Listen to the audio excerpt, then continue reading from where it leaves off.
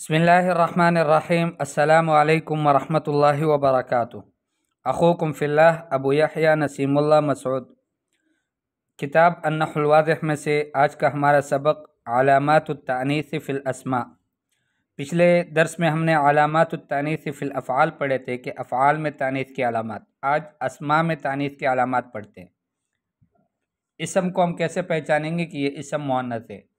تو تین علامات ہیں بنیادی طور پر جو اسم کے آخر میں لگتے ہیں۔ اسم کے آخر میں اگر تا متحرکہ ہے تو یہ اسم مؤنث ہوگا، اور اسم کے آخر میں اگر الف مقصورہ ہے تو یہ اسم بھی مؤنث ہوگا، اور اسم کے آخر میں اگر الف ممدودہ ہے تب بھی یہ اسم مؤنث ہوگا، اور کبھی کبھار اسم اس کے بغیر بھی مؤنث ہو سکتا ہے، جیسے مؤنث ہے، ہند مؤنث ہے، اس طرح کے اور بھی کچھ اسماء ہیں۔ تو یہ آج کے ہمارے سبق کا خلاصہ ہے۔ اب مثالوں کو دیکھو۔ تحسن خدیجہ الطہیہ، خدیجہ پکانا اچھی طرح جانتی ہے، کوکنگ ماسٹر ہے۔ تو خدیجہ جو ہے خدیجہ یہ اسم ہے، مؤنث ہے، اس لیے کہ اس کے آخر میں تا متحرکہ ہے۔ نجحت المجتہدۃ، محنتی طالبہ وہ کامیاب ہو گئی۔ تو المجتہدۃ اسم ہے، اور یہ اسم جو ہے وہ مختوم ہے تا متحرکہ پر، یعنی اس کے آخر میں تا متحرکہ ہے، اس لیے اسم مؤنث ہے۔ ترقص الدبۃ، دبہ جو ہے وہ ناچتی ہے، دبہ کہتے ہیں، دب کہتے ہیں اس کو ریچھ کو، تو اس کی مؤنث ہوگی۔ رقدت الدجاجۃ، دجاجہ مرغی جو ہے وہ بیٹھ گئی، یعنی انڈوں پر بیٹھ گئی، اس کو کہتے ہیں رقود، رقدت الدجاجۃ، ٹھیک ہے۔ اور ویسے سو جانے کو بھی رقود کہتے ہیں، سو گئی، آرام کرنے کو۔ تو دجاجہ اور دبہ یہ سب مؤنث ہے، اس لیے کہ یہ اسماء ہیں اور ان کے آخر میں تا متحرکہ ہے۔ اس کے بعد حازت لیلہ جائزتاً، لیلہ جو ہے اس کو انعام مل گیا۔ تشتری سلمیٰ فاکہتاً، فاکہہ سلمیٰ جو ہے وہ میوے خریدتی ہے۔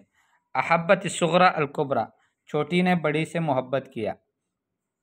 تو یہ جو لیلہ ہے، سلمیٰ ہے، صغریٰ ہے، کبریٰ ہے، یہ سب اسماء ہیں، اور یہ اسماء مؤنثہ ہے، اس لیے کہ ان کے آخر میں الف مقصورہ ہے۔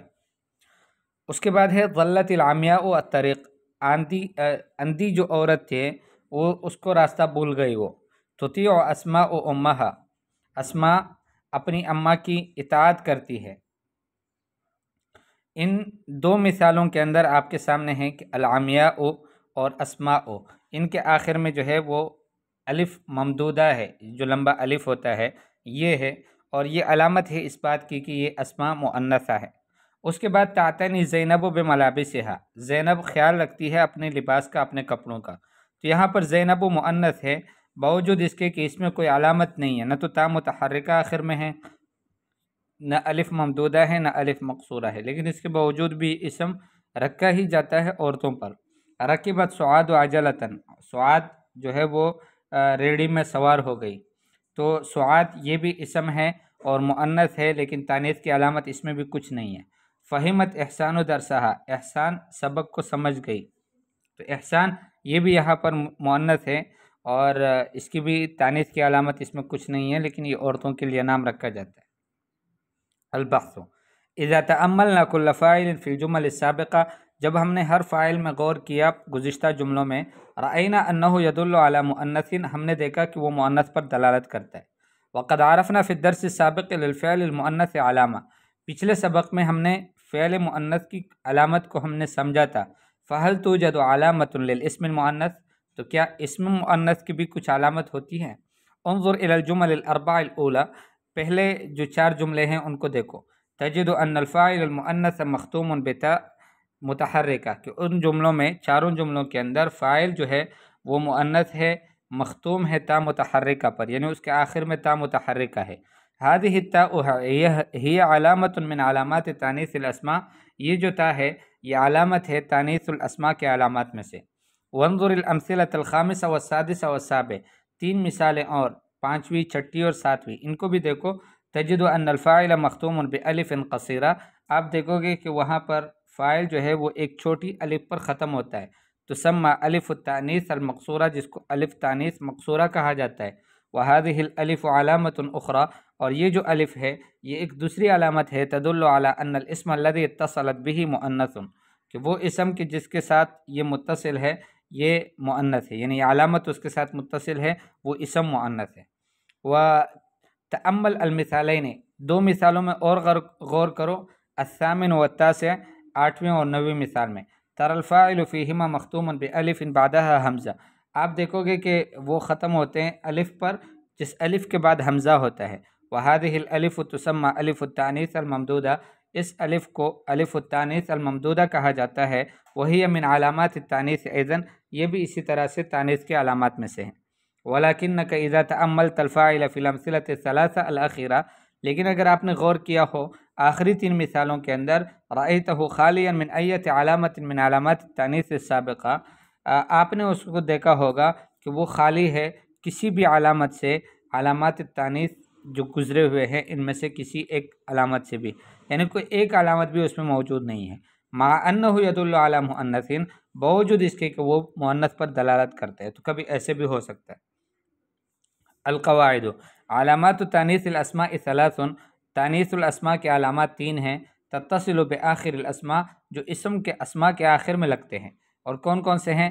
تا متحرکہ، الف مقصورہ، الف ممدودہ۔ قد یکون الاسم المؤنث خالیا من علامت التانیث، کبھی کبھار اسم جو ہے وہ خالی ہوگا تانیث کی علامت سے، کوئی علامت بھی اس میں نہیں ہوگی۔ عین فی الاسماء الاتیہ المذکر والمؤنث، آنے والے اسماء میں مذکر اور مؤنث کی تعین کرو، مع بیان علامات التانیث، پھر تانیث کی علامات بھی بیان کرو، ثم ضع کل اسم فی جملۃ مفیدہ، پھر جملے مفیدے میں ہر اسم کو رکھو۔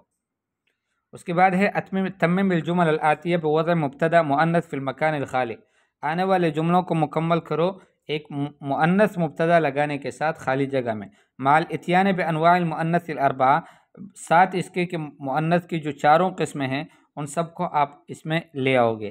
4 قسم سے کیا مراد ہے کہ اس کے آخر میں تا متحرکہ ہو، اس کے آخر میں الف ممدودہ ہو، اس کے آخر میں الف مقصورہ ہو، اور وہ بغیر کسی علامت کے ہو، تو یہ 4 جو ہے انواع ہیں مؤنث کے۔ اجعل کل اسم من الاسماء الاتیہ مبتدا، آنے والے اسماء میں سے ہر ایک اسم کو مبتدا بناؤ، واخبر عنہ بخبر مناسب، اور ایک مناسب خبر کے ذریعے سے اسے خبر دو۔ انعد کل مبتدا فی الجملۃ الآتیہ بنات مختوم بالف التانیث الممدودہ، آنے والے جو مبتدا ہیں جملوں میں ان میں سے ہر ایک کو اس کی صفت بیان کرو، ایسی صفت کے ساتھ کہ جو مختوم ہو الف التانیث ممدودہ پر۔